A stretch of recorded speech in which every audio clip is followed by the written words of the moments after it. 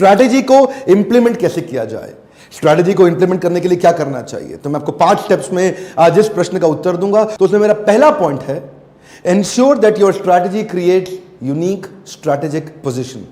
अब जो ये मेरा पहला है ना, पहले के साथ मैं दूसरा भी एक साथ ही एक्सप्लेन करने वाला हूं। एक हिस्सा यूनिक और दूसरा है स्ट्रैटेजिक पोजीशन। तो पहले मैं यूनिक को यानी कि पहला पॉइंट और दूसरा पॉइंट स्ट्रैटेजिक पोजीशन, जिसको मैं भी एक्सप्लेन करूंगा। पहला यूनिक का मतलब क्या हुआ?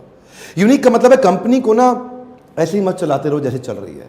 कंपनी के अंदर आपको एक tough, clear, bold, unique, distinct set of choices create करनी पड़ेगी।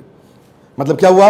आपकी जो सेट ऑफ चॉइसेस हैं वो इतनी यूनिक, इतनी क्लियर होनी चाहिए कि आपकी कंपनी को अलग से खड़ा करने में, अलग से दिखाने में आसानी हो।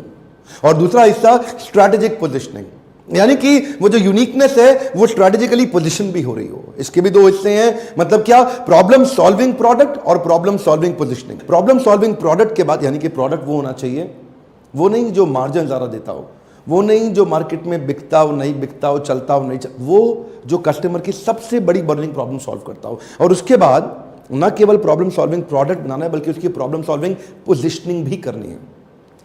देखिए 2 बातें हैं, पहले समझिए। कई बार क्या होता है, हम लोग ना इंडियन कंपनीज अमेरिकन को इतनी तेज कॉपी करते हैं, ये नहीं समझते कि इस प्रॉब्लम का कितना बड़ा क्वांटम है। इस प्रॉब्लम की मतलब नीड कितनी बड़ी है। यूएस में इस प्रॉब्लम की नीड थी तो वहां प्रोडक्ट बना, चल गया। इंडिया में भी क्या उस प्रॉब्लम का इतना रेलेवेंस है? हाँ, अगर वो बहुत ही रेलेवेंट है तो उसके लिए फिर वैसी पोजीशनिंग और वैसा प्रोडक्ट बनना चाहिए। तो पहला क्या था आपका? Tough, distinct, unique, clear choices. और दूसरा क्या है? Problem solving product and problem solving positioning. अगर स्ट्रैटेजी में आपके ये 2 हिस्से आपको करने हैं, अगर ये 2 हिस्से जो आपको करने हैं वो आपने ठीक कर लिए, तो बाकी के 3 हिस्से आप कंपनी से ठीक करा लेंगे। तो उसमें बाकी के 3 हिस्सों में जो तीसरा पॉइंट आता है, पहला दूसरा हो गया, तीसरा पॉइंट है incentivise the behaviour with emotional value and financial value. यानी कि अब जो कंपनी में आपने कुछ बड़े चॉइसेस ले लिए हैं, बड़े डिसीजंस ले लिए हैं, कुछ नई पोजीशनिंग की तैयारी करी है, लेकिन आपके एम्प्लॉइज तो तैयार नहीं है ना, आपके फैमिली मेंबर्स, मैनेजमेंट के लोग तो तैयार नहीं हैं। आपको बिहेवियर्स को इंसेंटिवाइज करना पड़ेगा। देखिए इंसेंटिव जो है ना वो 2 प्रकार के होते हैं। एक होता है इमोशनल इंसेंटिव और दूसरा फाइनेंशियल इंसेंटिव। यानी कि आपको इमोशनल वैल्यू और फाइनेंशियल वैल्यू दोनों क्रिएट करनी पड़ेगी। लेफ्ट ब्रेन भी है, राइट ब्रेन भी है। इमोशनल ब्रेन भी होता है एम्प्लॉय का, लॉजिकल ब्रेन भी होता है एम्प्लॉय का। आपको वो दोनों वैल्यू क्रिएट करनी है। तो मतलब क्या हुआ इसका? यानी कि एक तो उसकी इमोशनल कमिटमेंट लेनी है कि ये चेंज हम क्यों लाए हैं, इससे देश में, समाज में, आपके जीवन में, मेरे जीवन में, कंपनी के जीवन में, आसपास सबके जीवन में क्या फायदा होने वाला है। यानी कि उसका इमोशनल वाई क्लियर हो जाए कि ये हम काम कर क्यों रहे हैं। हाँ, तो वो हो गया इमोशनल कमिटमेंट। और उसके बाद हो गया यानी कि इमोशनल इंसेंटिव। अब आ गया फाइनेंशियल वैल्यू, फाइनेंशियल इंसेंटिव।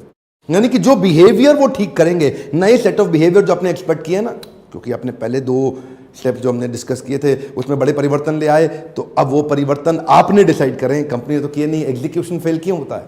इसीलिए होता है ना कि आपकी स्ट्रैटेजी तो बहुत बढ़िया है, लेकिन नीचे तक सबको समझ में नहीं आया कि इसको अप्लाई करना क्यों है। भाई करना क्यों है, किस लिए करना है, मुझको क्या मिलेगा, क्या नहीं मिलेगा, क्या फायदा, अरे कहीं दिक्कत तो नहीं आ जाएगी, अरे नई समस्या आ गई, अरे नए काम में लगा दिया।